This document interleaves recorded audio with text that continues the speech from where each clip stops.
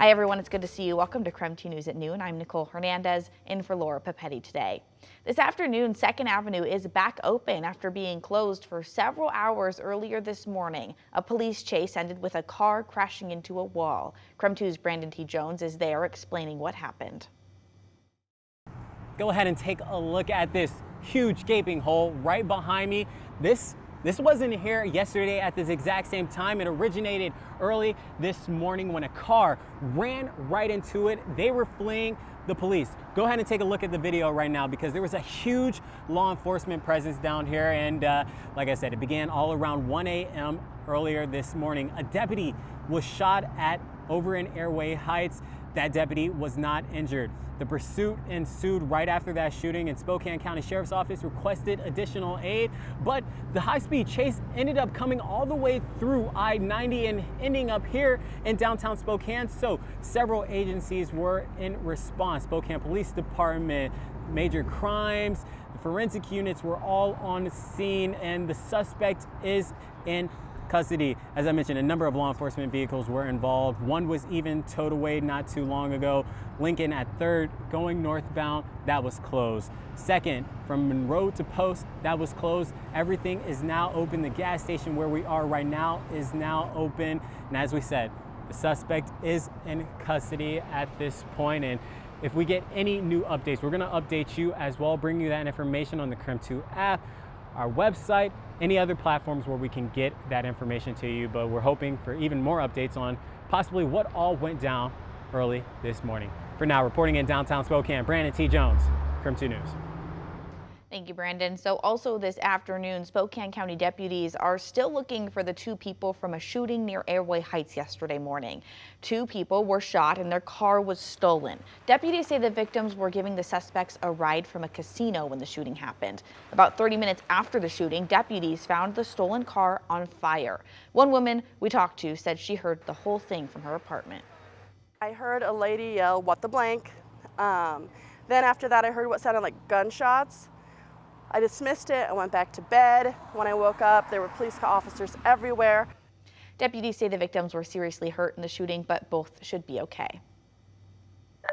Well, we want to switch gears and talk about weather this afternoon because it was hot yesterday and it's hot again today. So Thomas, how's it feeling out there? Yeah, it is just as hot as it was yesterday, Nicole. And our current temperatures will prove that point as well. Remember, yesterday got up to 87 and today 86 right now. Well on our way to the 90s, even with just a little bit of haze off into the horizon, but no cloud cover overhead. So it is just another one of those very hot, very sunny, but a pinch hazy days out there. But there will be some cloud cover a little bit later on today.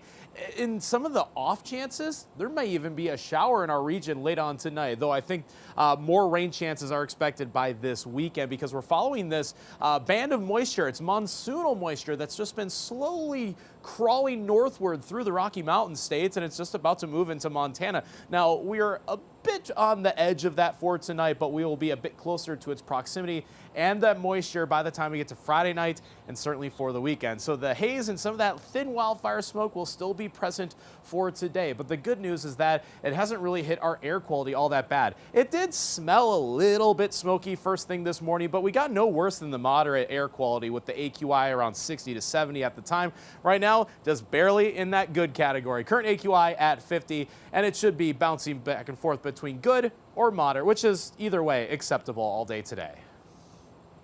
So you might be wondering what each level of the air quality index means. Well, it scales from green to maroon, with green being the best air quality and maroon being the worst. Most of the time we're in green or yellow, which is when the air quality basically doesn't affect your health. Orange is unhealthy for sensitive groups, which means more vulnerable populations like older people, they might have issues. The red category means the air can have negative health effects for most people, but especially for people in those sensitive groups. And for areas in the purple, that means very unhealthy. At this stage, it becomes a health alert and everyone is at a higher risk for potential health troubles. And the last one, finally, maroon, that's hazardous. This is a very dangerous condition, and at this point, you should stay inside. Right now, there are level 2 evacuations for a brush fire near Cheney. So far, the fire is 35 acres and 0% contained. If you live near Cheney Spokane Road to the Columbia Plateau Trail area, you need to be ready to leave. Because of the terrain, dozens of firefighters had to hike through the woods in order to battle this fire. It's along the train tracks and along the Fish Lake Trail. And so there's 3 barriers and terrain and ravines in between them. So we can't drive to the fire like a lot of times we can drive and bring our engines or trucks in there. With this fire, it's all walk-in hand show right now. Fire crews were able to stop forward progression of the fire as of the last check.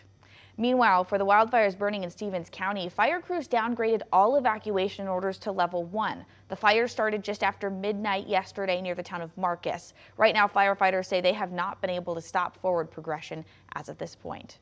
And to the north, a fire burning on both sides of the Canadian border has grown to more than 16,000 acres. Crews have the Eagle Bluff fire burning near Oroville, 10% contained this morning. Earlier this week, the federal government approved funding to help fight those flames. This afternoon, though, we still don't know what sparked that fire.